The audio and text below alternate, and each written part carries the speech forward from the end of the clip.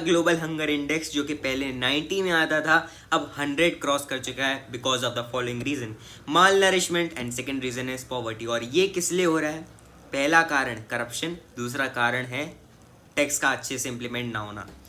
जो भी हो रहा है ये सिर्फ और सिर्फ करप्शन से हो रहा है और करप्शन के बलबूते पे हो रहा है। माल नरिशमेंट, माल न्यूट्रिशन और ये पॉवर्टी की रेखा ही सिर्फ और सिर्फ करप्शन ने खींची है बिकॉज ऑफ क्यों? जो पहले चीज़ 100 रुपये भेजती है, मतलब सेंट्रल गवर्नमेंट जो होती है वो 100 रुपये भेजती है, आते आते 1 रुपया नहीं बचता, वो बीच का जो मामला होता है वही करप्शन कहलाता है। दूसरा कारण टैक्स इम्प्लीमेंट नहीं हो रहा।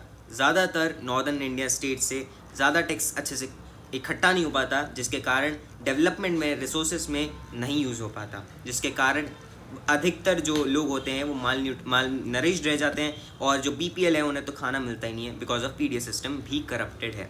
जो अच्छे प्रोडक्ट्स आते हैं वो बेच देता है, अच्छे पैसे कमाता है, और जो डिग्रेडेड प्रोडक्ट्स होते हैं वो अनइक्वली डिवाइड कर देता है, जिसके कारण अधिकतम जो बच्चे हैं, महिलाएं हैं, बूढ़े हैं उन्हें अच्छे से खाना नहीं मिल पाता है, जिसके कारण भी डेथ रेट होता है। और जो सिस्टम एसेट बनना चाहता है, जो अच्छी प्रगति करना चाहता है, जो बीपीएल है वो अबव पॉवर्टी लाइन क्रॉस करना चाहता है, वो नहीं कर पाता है because of the food problems that is going in India.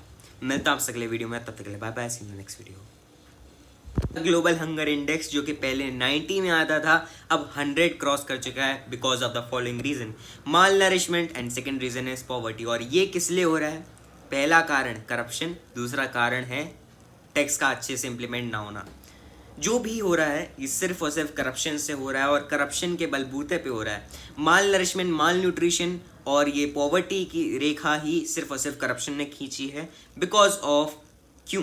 जो पहले चीज़ 100 रुपये भेजती है, मतलब सेंट्रल गवर्नमेंट जो होती है वो 100 रुपये भेजती है, आते आते 1 रुपया नहीं बचता, वो बीच का जो मामला होता है वही करप्शन कहलाता है। दूसरा कारण टैक्स इम्प्लीमेंट नहीं हो रहा।